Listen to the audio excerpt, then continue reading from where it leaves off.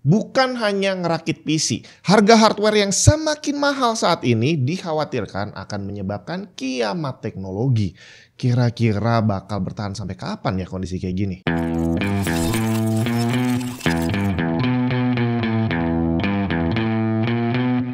Beberapa tahun lalu kita dihantui sama praktek crypto mining, di mana saat itu yang terdampak untungnya hanya GPU, dan itu pun hanya seri tertentu aja. Harganya jadi luar biasa mahal dan stoknya juga habis semua bre. Sempat setelah itu muncul tren mining SSD gitu ya, yang bikin harga SSD juga menjadi mahal. Untungnya nggak bertahan lama, langsung bubar jalan dan harganya kembali normal. GPU mining saat itu akhirnya bisa berhenti karena Ethereum sebagai koin kripto yang terbesar yang memanfaatkan GPU untuk operasionalnya, dia berubah haluan. Jadi sistemnya berubah, nggak perlu miner lagi. Jadi akhirnya ya basically kegiatan mining langsung berhenti. Atau at least tersisa sedikit aja, hanya segelintir orang yang mampu untuk menjalankannya karena hasilnya nggak sebesar sebelumnya. Dan itu udah cukup untuk membuat harga GPU kembali normal dan kita bisa ngerakit PC dengan asik lagi gitu ya.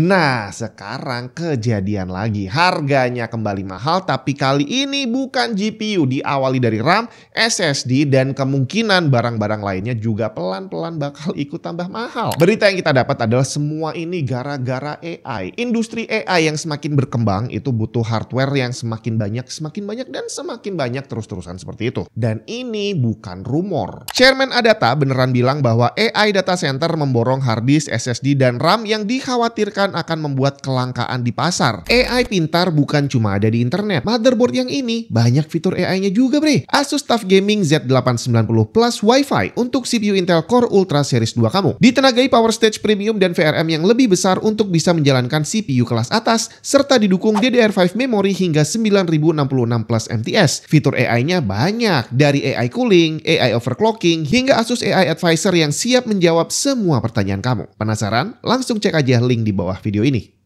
Nah, cuma kondisinya sekarang berbeda dengan mining zaman dulu. Waktu itu, kripto itu dianggap sebagai musuh yang melakukan hanya segelintir orang dan sisanya kita sebagai user biasa itu menghujat mereka gitu ya, karena mereka bikin harga jadi tambah mahal.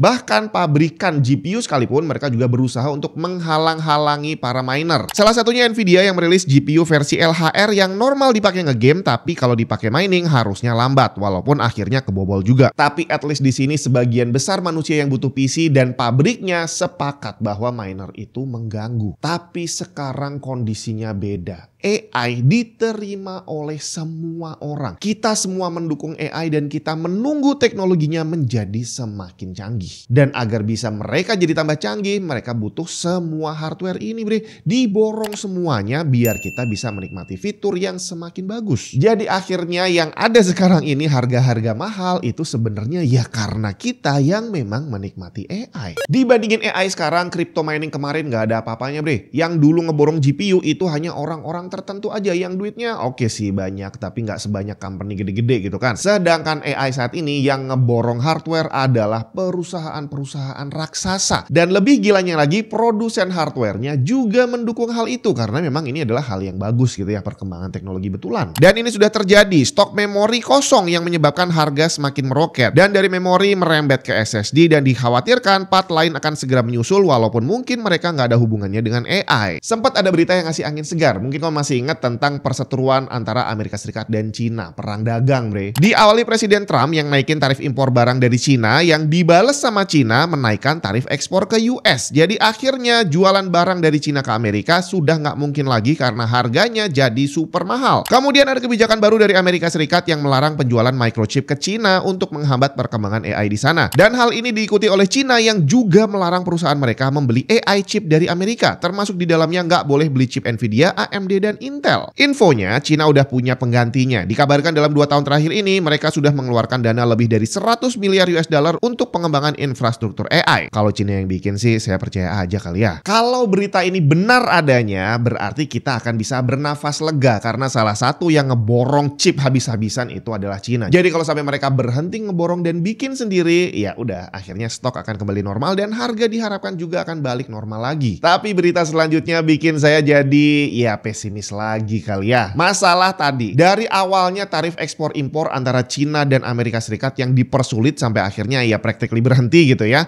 Ternyata muncul berita bahwa mereka pakai proxy coy. Eksportir Cina tidak lagi menjual langsung ke Amerika Serikat tapi diputer dulu ke negara lain seperti Malaysia dan Vietnam. Bukan hanya sekedar nitip barang tapi disebutkan bahwa terjadi perubahan dokumen untuk menyatakan bahwa barang tersebut adalah produksi asli negara tadi biar diizinkan masuk ke Amerika Serikat tanpa perlu membayar tarif semahal Cina. Seberapa efektif praktek ini saya nggak tahu, tapi yang jelas praktek proxy ini dilakukan juga di AI bre. Walaupun US melarang penjualan chip ke Cina dan Cina melarang membeli chip dari Amerika Serikat, muncul berita baru dan kali ini Indonesia disebut-sebut coy. Wall Street Journal berhasil melacak 2.300 Nvidia Blackwell chip digunakan di Cina lewat salah satu provider telekomunikasi dari Indonesia. Dan kalau berita ini benar berarti sama kayak yang tadi terjadi di Vietnam dan Malaysia. Kita yang beli chipnya habis itu entah kita jual atau kita sewakan ke Cina, bukan dipakai sendiri bre. Saya coba cari informasi lebih lanjut dan saya dapat info berdasarkan salah satu sumber valid yang berhasil saya temui tapi tidak bersedia disebutkan identitasnya. Dia bilang bahwa sudah ada kontrak antara perusahaan Indonesia dengan Nvidia selama 10 tahun. Dan salah satunya adalah untuk proyek ke Cina ini tadi. Ke Cinanya nggak disebutin berapa lama tapi yang pasti dengan Nvidia-nya udah 10 tahun. Berarti proyek AI-nya kemungkinan bakal panjang banget bre. Dan informasi ini terus terang bikin saya khawatir bahwa kondisinya kalau memang begini terus dalam waktu lama, ya harga nggak akan mungkin turun. Karena ini nanti akan jadi harga normal yang baru. Mungkin pabrik akan bisa memproduksi lebih banyak, tapi dengan kapasitas AI yang semakin besar, semakin banyak orang mencari AI. Bahkan anak kecil aja sekarang udah pakai AI, penjahat juga udah mulai pakai AI. Jadi semua orang udah pakai AI bre. Dan dengan potensi pasar yang sebegitu besarnya, perusahaan-perusahaan besar nggak akan melepas itu. Walaupun produksinya ditambah, kalau mereka sanggup untuk beli, ya bakal diborong terus-terusan. Apalagi para produsen sekarang udah terang-terangan juga menjual fitur AI-nya. Bahwa CPU gue, GPU gue, semuanya bagus dipakai untuk pekerjaan AI. Dan kalau ini semua diteruskan, ya dampaknya akan semakin luas bukan hanya untuk dunia PC rakitan. Dalam satu artikel disebutkan bahwa hal ini akan bisa mempengaruhi pasar semua barang elektronik, termasuk smartphone, TV, konsol, bahkan otomotif. Jadi kalau nanti rakit PC terlalu mahal, kita mau cari alternatif beli mini PC misalkan, atau handheld yang beneran pakai Windows dan bisa dipakai kerja juga, ya bakal jadi susah juga karena harganya juga bakal ikutan naik. Jadi solusi sementara nih buat yang lagi ragu-ragu mau ngerakit sekarang tapi harganya masih mahal dan nungguin turun, kayaknya ngerakit aja langsung kali ya. Karena jangan-jangan kalau ditungguin turun nggak turun-turun malah tambah naik. Atau kalau semisal nanti kamu nggak jadi ngerakit terus ternyata harganya semakin naik, ya kayaknya ganti hobi aja kali ya. Jogging aja lebih murah bre.